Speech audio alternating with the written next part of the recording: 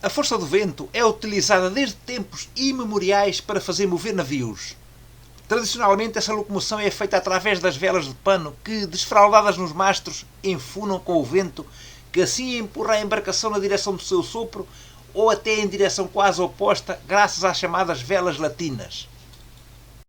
Com o passar dos anos, a navegação à vela foi dando lugar, mas não totalmente, à navegação mecânica, como aconteceu de resto com outros meios de propulsão eólica, como os moinhos de moagem de cereais, de elevação de água e outros.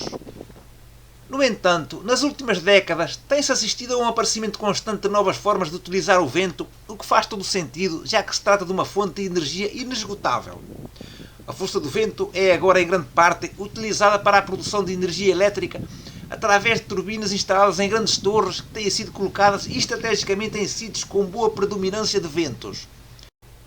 Mas as novas formas de utilização do vento chegaram também aos navios e essa procura por novos métodos de locomoção não é de agora, sendo preciso fazer uma viagem no tempo e recuar quase uma centena de anos para ver como foram feitas as primeiras experiências de navegação eólica. Em 1923, os engenheiros franceses Constantine e Joessel construíram um barco que navegou no rio Sena movido por uma hélice acionada por um moinho de vento instalado no topo de um mastro, conforme mostra a imagem. O barco navegava mesmo contra o vento, coisa que muitos físicos tinham por impossível.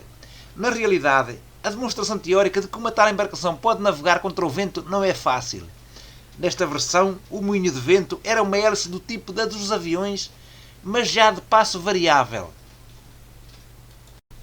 O Bois Rosé, assim se chamava a embarcação, que vemos na imagem a navegar no rio Sena, não entusiasmou os potenciais utilizadores, tendo caído no esquecimento. A ideia foi retomada alguns anos mais tarde pelo arquiteto Michel Bourgoin, que procedeu aos estudos aero e hidrodinâmicos na intenção de conseguir o melhor rendimento para as suas embarcações eólicas. Tinha esperança de que os seus barcos superassem em performance os tradicionais veleiros. Esta maquete na imagem, de nome Chargo 2, tinha 2,3 metros de comprimento e 0,51 de boca. Pesava 37,5 kg e estava equipada com um mastro de 1,5 m de altura e uma hélice eólica de 1,64 m de diâmetro. Andava a 2 nós contra um vento de força 4. Atingia 3,6 nós com o mesmo vento de través e 4,5 nós com o vento de popa. Nestes barcos, o mastro tem que estar situado no centro da deriva para que possam navegar a qualquer rumo, independentemente da direção do vento.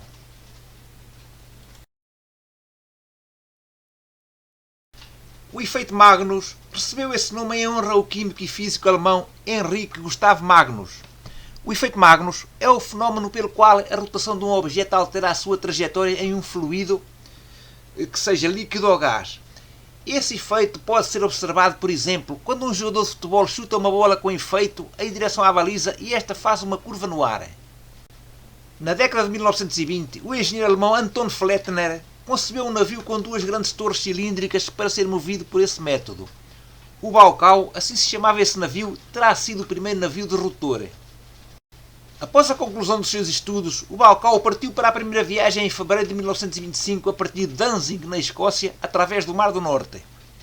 Os rotores não deram o menor motivo para preocupação, mesmo em clima tempestuoso, e o navio podia navegar contra o vento a 20-30 graus, enquanto o navio com o seu equipamento de vela original não podia navegar a mais do que 45 graus em direção contrária ao vento. Em 31 de março de 1926, o Baucau, nessa altura já denominado também de Baden-Baden, navegou para Nova Iorque via América do Sul, chegando a essa cidade em 9 de maio. No entanto, verificou-se que o sistema de rotor foi menos eficiente que os motores convencionais. Flettner voltou a sua atenção para outros projetos e os rotores foram desmantelados. O Baden-Baden foi destruído por uma tempestade no Caribe em 1931. O Airship 1 é um navio de construção mais recente equipado com rotores Flettner que faz uso do efeito Magnus para propulsão. Tem 4 imponentes rotores instalados no convés principal que estão ligados às hélices do navio, o que faz com que elas girem. As 4 torres cilíndricas de 27 metros de altura por 4 metros de diâmetro e que emergem do convés são rotores eólicos capazes de captar a energia do vento para auxiliar a propulsão a diesel do navio sem interferir com as operações de carga e descarga. O efeito Magnus faz uma força para agir em cima de um corpo girando em movimento através de uma corrente de ar perpendicular à direção de fluxo. Com base no efeito Magnus, os giros do cilindro juntamente com o vento proporcionam áreas de baixa e alta pressão. Nos locais onde o vento incide na mesma direção da rotação do cilindro, a velocidade com que este passa é maior, portanto cria-se uma zona de baixa pressão. No outro extremo, onde o ar incide no sentido contrário da rotação do cilindro, então a velocidade é menor, portanto a pressão é maior. Somando-se as forças geradas vectorialmente, obtém-se o resultado da força que impulsiona o navio.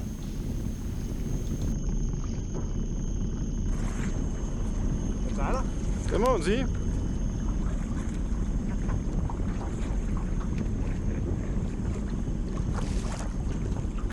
A superestrutura, ou casario do navio, está localizado na proa, tem 3 conveses e 2 guindastes por bombordo, com longas lanças e capacidade de carga de 80 e 120 toneladas. O navio possui uma rampa traseira e pode funcionar como um navio de carga. Tem 130 metros de comprimento e 22 metros e meio de boca e pode transportar 12.800 toneladas aproximadamente. O Airship 1 é equipado com novos geradores diesel Mitsubishi com uma potência total de 3,5 MW. O navio possui caldeiras que alimentam uma turbina a vapor da Siemens que, por sua vez, aciona 4 rotores Enercon desenvolvidos pela Flettner. Estes rotores, que se assemelham a 4 grandes cilindros montados no convés do navio, têm 27 metros de altura e 4 metros de diâmetro. A unidade Flettner permite economia de combustível da ordem de 30 a 40% a uma velocidade de 16 nós. Este navio é propriedade da Enercon GmbH, empresa alemã fabricante de turbinas eólicas, que é a terceira maior do mundo. Ele destina-se a ser usado para o transporte de componentes de turbinas eólicas. Além deste modo de propulsão, efeito Magnus, existem outras formas de fazer mover navios através da energia eólica que não têm a ver com esse método, mas que utilizam uma torre idêntica às torres de produção de energia elétrica, que podem fazer a transmissão mecânica direta para a hélice do navio ou fazer essa transmissão eletricamente para um motor que fará girar a hélice. Neste último caso, a energia produzida pela torre eólica também pode ser armazenada em baterias para ser utilizada mais tarde. O Sky Sails consiste num sistema totalmente automatizado para a propulsão de embarcações e um sistema de motorização otimizada para ventos. É utilizado em alto mar, adicionalmente à propulsão do motor dos navios, se as condições do vento o permitirem. A eficiência da vela gigante, que se assemelha a um parapente, depende das condições climáticas, mas o sistema Sky Sails também tem a vantagem de não ser necessários apenas ventos por trás. Os ventos laterais também podem ser utilizados para a navegação. O MS Beluga Sky Sails foi o primeiro navio cargueiro comercial parcialmente movido por uma dessas velas ou parapente gigante. Em janeiro de 2008, o navio partiu para a sua primeira viagem transatlântica, tendo saído do porto alemão de Bremerhaven com destino a Guanta, na Venezuela. Com a utilização da energia eólica, o MS Beluga é capaz de reduzir o consumo de combustível fóssil em até 35%, dependendo das condições dos ventos.